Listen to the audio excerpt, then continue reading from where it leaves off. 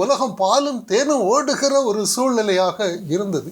அப்படிப்பட்ட சூழ்நிலையில் தான் தேவன் மோசையோட நோவாவோட அவர் பேசுகிறார். நம்பாதே.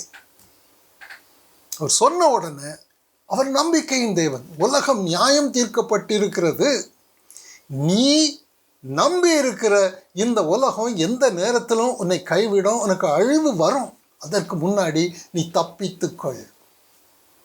ஆண்டவர் தப்பிக்கிறதுக்கு ஒரு உபாயத்தை அவர் கொடுத்தார். இன்று நமக்கு தப்பிக்கிறதுக்கு இந்த உலகத்திலேருந்து ஒரு ஓட்டையை போட்டு விட்டு கிறிஸ்துவின் மாம்சமாகிய திரை கிழிக்கப்பட்டதுனால நாம் இந்த உலகத்தின் எல்கையில் இருந்து தப்பித்து, இந்த பாளையத்தில் இருந்து புறம்பே, இந்த பாபிலோனில் இருந்து வெளியே வந்து நாம் கிறிஸ்துவோடு ஐக்கியமாகி தேவனுடைய பிள்ளையாக உன்னதத்தில் கொண்டு வந்து வைத்திருக்கிறாரு. கிறிஸ்துவோடு கூட நீ எழுந்தது உண்டானால் கிறிஸ்து தேவனுடைய வலது வாரிசத்தில் வீட்டு இருக்கிற உனக்கு வைத்திருக்கிற இந்த பொக்கிஷங்கள் எல்லாம் பாரு. எப்படிப்பட்ட பொக்கிஷம் இருக்கு. இந்த உலகத்தை நம்பிக்கிட்டா இருக்கிற இங்கே நமக்கு ஒரு 1000 ரூபாய் என் கைவசம் இருக்குது. ஆனால் ஒரு செலவு 100 ரூபாய் வருதுன்னா பயப்பட மாட்டோம், தூக்கி போடுவோம். ஆனால் 1000 ரூபாய் தான் இருக்குது, எனக்கு 2000 ரூபாய் செலவு வருதுன்னு சொன்னால் பயப்படுவோம். அந்த செலவு என்னை மிரட்டும், என் தலை மேலே ஏறி உட்காரும், எஜமானனை போல என்னை குட்டும், அது என்னை துக்கப்படுத்தும். இப்படி தான் ஒவ்வொரு நாளும் நமக்கு ஒரு திராணியை நாம் நியமித்து கொண்டு ஒரு மனுஷனாக நம்ம நினச்சிக்கிட்டு, கிறிஸ்துவை விசுவாசித்து நம்மை ஒரு மனுஷனாக நினச்சி மனுஷ எல்கைக்குள்ளே நம்முடைய சுய புக்தி சுய ஞானத்தை நம்பிக்கொண்டு இந்த ஒரு குறுகிய வட்டத்தில் இருக்கும் பொழுது ஒவ்வொரு நாளும் ஒவ்வொரு சூழ்நிலைகளும் என்னை வந்து மிரட்டத்தான் செய்யும். வியாதி வரும், மிரட்டும். தரித்திரம் வரும், மிரட்டும். ஒரு மனுஷன் ஒரு வார்த்தை சொல்லும், ஒரு கேடு நமக்கு வரும். எல்லாம் வந்து நம்மை வந்து சித்திரவதை பண்ணி கொண்டு இருக்கும். அப்போ மனுஷன் எப்படி இருப்பான்? அவன் சோர்ந்து போவான், துக்கப்பட்டு போவான், ஒன்றெல்லாம் உடைந்து போவான். அப்படிப்பட்ட மனுஷனுக்கு தான், பலவீனம் உள்ள மனுஷனுக்கு ஆவியானவர் இப்படி கற்றுக் கொடுக்கிறார். உன் சந்தோஷம், நான் உனக்கு கொடுக்கிற சந்தோஷம் எப்படி இருக்குன்னா உலகம் கொடுக்கிற சந்தோஷம் இல்லை. நீ என் மேல், என் வார்த்தையின் மேல் வைத்திருக்கிற நம்பிக்கை. இந்த நம்பிக்கையினால ஆபிரகாமுக்கு எப்படி ஒரு சந்தோஷம் வந்தது? நிந்தை நீங்கவில்லை, ஆனால் சந்தோஷம் வந்துடும். அப்படியானா அது உண்மையான நிந்தை கிடையாது, அது உண்மையான அவமானம் கிடையாது. உலகத்தில் எனக்கு ஒன்று இல்லை என்று சொன்னால் அது வந்து உண்மையான நிந்தையோ அவமானமோ குறைவோ நஷ்டமோ எதுவும் நமக்கு கிடையாது. ஆண்டவருடைய வார்த்தை எனக்கு இல்லை என்றால், என்னை உயிர்ப்பிக்கின்ற தேவ வார்த்தை எனக்கு இல்லை என்றால் அதுதான் நிர்வாணம். உலகத்தில் ஒன்று இல்லை என்பது எனக்கு நிர்வாணம் கிடையாது, எனக்கு அவமானம் கிடையாது, நிந்தை கிடையாது. தெய்வத்துவம் எனக்கு கொடுக்கப்பட்டு இருக்கிறது. ஆபிரகாமுக்கு தெய்வத்துவம் வரும்பொழுது இருள் நீங்கிட்டது. 25 வருட காலம், 75 100 முடிய ஒவ்வொரு நாளையும் அவர் பண்டிகையாக கொண்டாடினார். நிந்தையின் மத்தியில், அவமானத்தின் மத்தியில், புறக்கணிப்பின் மத்தியில் ஒரு காலத்தில் ஒப்பாரி வச்சு புலம்பிக் கொண்டிருந்த ஆபிரகாம் இந்த வெளிச்சம் உள்ளே பிரவேசிக்கும் பொழுது எப்படி ஒரு லைட் போட்ட உடனே இருள் நீங்குது. இருளுக்கு வெளிச்சத்தின் மேலே அதிகாரமே கிடையாது. தேவ வார்த்தை எனக்குள்ளே வரும் பொழுது, அதை நான் விசுவாசிக்கும் பொழுது, அந்த வெளிச்சத்துக்கு முன்பு என் துக்கத்துக்கு எந்த விதமான வல்லமையும் கிடையாது, அதிகாரம் கிடையாது. ஆண்டவர் அதை நீக்கிட்டார். இங்கே நமக்கு கொடுத்திருக்கிறது இந்த வல்லமையை பற்றி தான் ஆண்டவர் பேசுகிறார். உன் நாட்களை ஏன் கெடுத்துக்கிட்டு இருக்கிற? நோவாவின் காலத்தில் கெடுத்தாங்களே, அதே போல் ஒவ்வொரு நாளும் துக்கப்பட்டு நொந்து அதை குறித்து கவலை, இதை குறித்து கவலை, இப்படி கவலைப்பட்டு நாட்களை எல்லாம் ஏன் சீரழிச்சிட்டு இருக்கிறேன்? இப்படி ஒரு கேவலமான வாழ்க்கை வாழ்கிறதற்கா நான் மரித்தேன்? உன்னை மரணத்திற்குள்ளாக்கினேன், நான் உயிர்த்தெழுந்தேன், என்னோடு கூட உன்னை உயிரோடு எழுப்பி உன்னதத்தில் நான் உன்னை வச்சிருக்கிறேன். இப்படி ஒவ்வொரு நாளும் நீ துக்கப்பட்டுக்கிட்டு பண்டிகை கொண்டாட வேண்டிய ஒவ்வொரு நாளையும் ஒவ்வொரு சூழ்நிலையும் கெடுத்து துக்கப்பட்டு கொண்டு இருக்கிறாயே, இது எவ்வளவு அவமானமான காரியம்.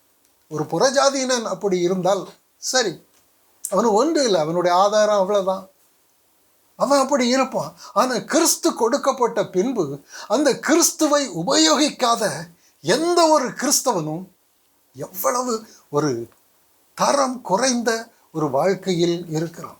நீ கிறிஸ்துவை கொண்டு நீ சாதித்துக்கொள்.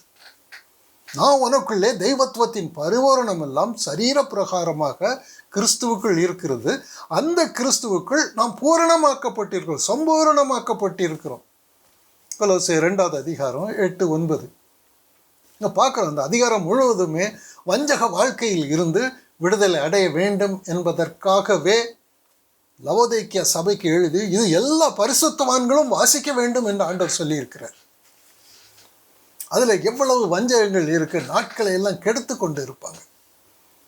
ஆண்டவர் எனக்குள்ளே இருக்கிறார், அபிஷேகம் எனக்குள்ளே இருக்கிறது. அவர் ஒவ்வொரு நாளும் அவர் வாயிலிருந்து புறப்படுகிற வார்த்தையே ஆவியும் ஜீவனுமாய் இருக்கிறது. ஆண்டவர் எப்படி சொல்கிறாரு, நீ அப்பத்தை கேட்டால் உனக்கு கல்லை கொடுப்பானா உன் தகப்பன்? மீனை கேட்டால் பாம்பை கொடுப்பானா? முட்டையை கேட்டால் தேளை கொடுப்பானா? அப்படியா உங்கள் அப்பா இருக்கிறாரு? உங்கள் அப்பா பொல்லாத அப்பா தானே. அவருக்கு என்ன இருக்குது? அவருடைய ஆதாரம் என்ன? அவரே உனக்கு நல்ல ஈவுகளை கொடுக்கும் பொழுது உன் பரம தகப்பன் நீ அவரிடத்தில் கேட்டுக்கொண்டால் அவருடைய ஆவியை உனக்கு கொடுக்க மாட்டாரா? இன்னைக்கு எல்லாரும் யாராவது ஆவியை கேட்பாங்களா? ஆவிங்கிறது அவருடைய சம்பூரணம். ஆண்டவரே கிறிஸ்து நீர் சம்பூரணமாக எனக்குள்ளே வேணும். சாலமன்கிட்ட தேவன் கேட்கும்போது உனக்கு என்ன வேணும்னு சொல்லி கேட்கும்போது ஞானத்தை கேட்டார். கடைசியில் என்ன ஆனார்? அவர் ஞானமும் ஐஸ்வர்யமும் சேர்த்தே கொடுத்தார். கடைசியில் ஒன்றும் இல்லாமல் அவருடைய வாழ்க்கை முன்னிலை பின்னிலை மோசமாயிட்டுது. என்ன கேட்டிருக்கணும் அவர்? ஆண்டவரே நீங்கள் எனக்குள்ளே சம்பூரணமாக வரணும், நான் தேவாலயமாக இருக்கணும், நான் தேவாலயமாக இருக்கணும். ஒரு கட்டடத்தை கட்டிட்டு நான் தேவாலயத்தை கட்டினேன் என்று சொன்னவனுடைய வாழ்க்கையின் பின்பக்கம் மிக மோசமாக இருந்தது. இன்றைக்கு தேவன் என்ன விரும்புகிறாரு?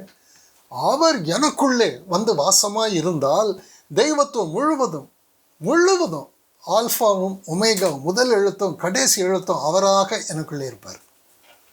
உனக்கு என்னப்பா குறை?